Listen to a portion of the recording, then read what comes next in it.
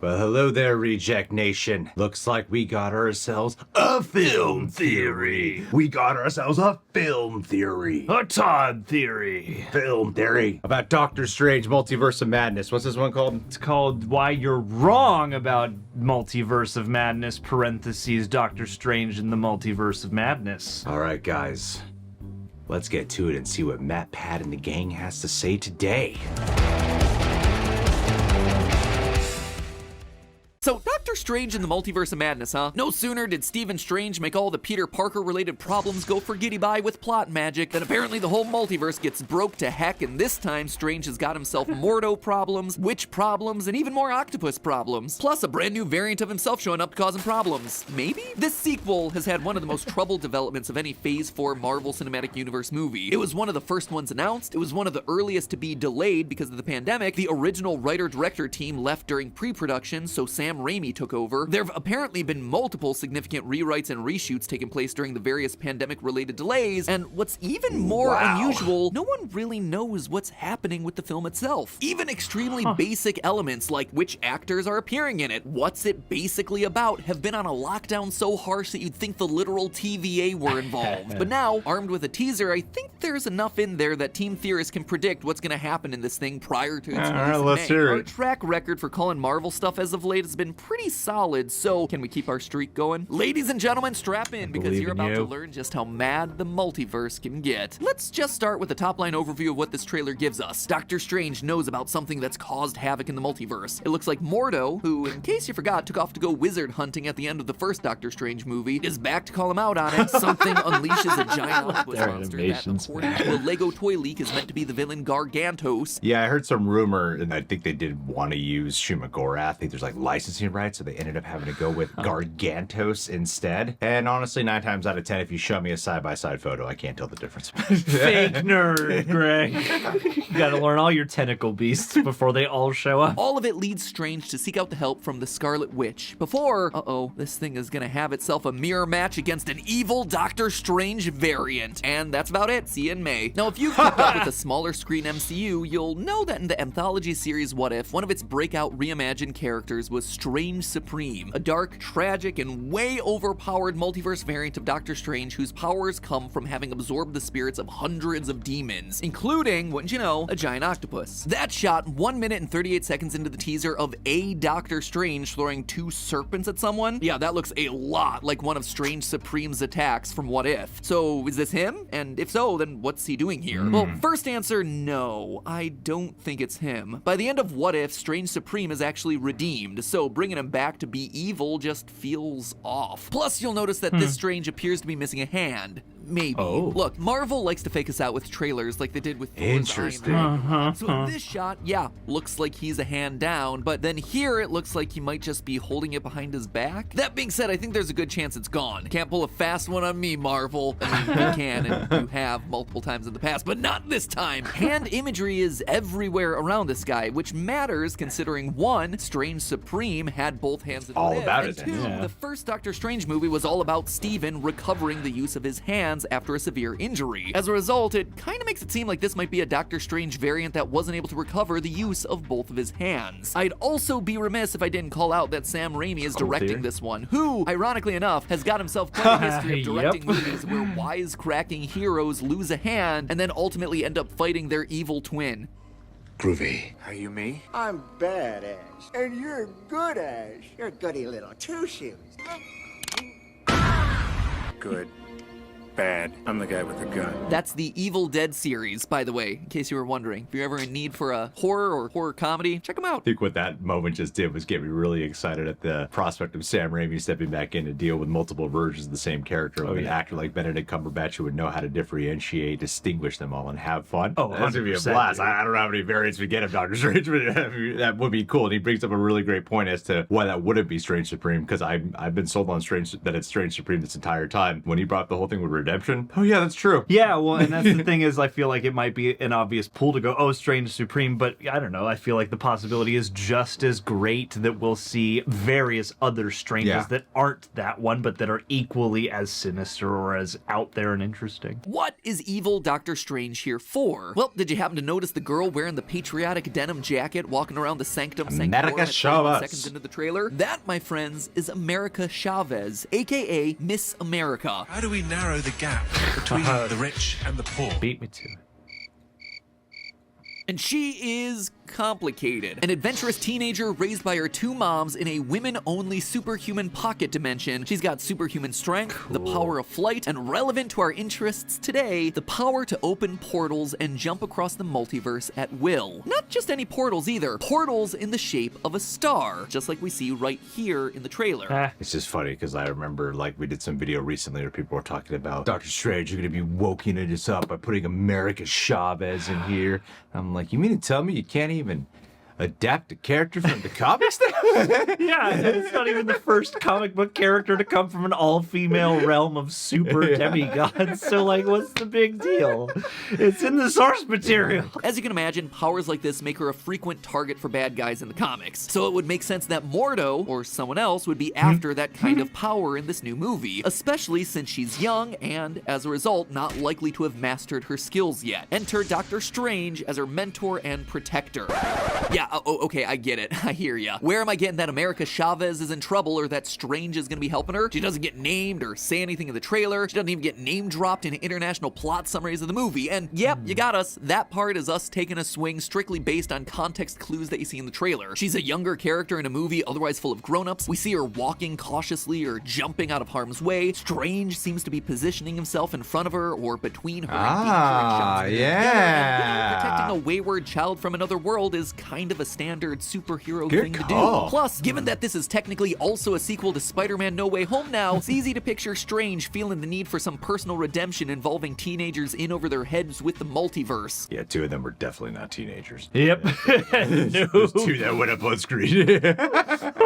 He doesn't need another grown man and another pretty grown man. Pretty sure Strange is mentor. younger than one of them. It's probably just editor visual reference in terms of like showing the Spider-Man. Maybe it's talking about MJ, Ned, and Peter. America's his MJ. But yeah, that's a good point. I didn't even think about that. I thought like she'd just be someone who's on the team helping out. Especially what was revealed with the concept art that America Chavez was supposed to originally be in Spider-Man No Way Home. Then I thought she'd just be someone on part of the team. But it looks like he is going to have to protect her with those shots. I was like, oh, I didn't catch that. So, Doctor Strange is protecting America Chavez from a dark version of himself. Maybe. But I don't think that's quite the full case. Enter Wanda. Now, since the beginning, many people, including us, have predicted that she'll be some sort of villain in this movie. WandaVision ended with her on a big emotional downswing. Where are my children? Her kids and her husband are ripped away from her, so she ends the series looking through a book of dark magic to find a way back to them. She also learns, during the movie's final battle, that she's now stronger than the Sorcerer Supreme. No one taught me magic. Your power exceeds that of the Sorcerer Supreme. It's your destiny God, I love to the show. destroy the world. Which, you know, is just them basically telegraphing a battle between her and Strange. It would parallel her narrative arc from the House of M comics. The movie secretly spells out the word mom. I mean, there is a lot here that we've actually gone more in depth about in a previous episode. But now, in this new trailer, we have some more clues. We see Wanda casting magic and this little detail. See her fingertips? They're Yes. black. Just like Agatha Harkness in the ending battle of WandaVision. Good catch. You see, when Agatha Great casts catch. evil Darkhold magic, her fingers get more and more black. But Wanda's fingers in that same battle remain the same, meaning that here in Doctor Strange 2, where her fingers are now black, Wanda is tapping into that same evil magic that Agatha was using. Oh crap, you're so right. I thought that was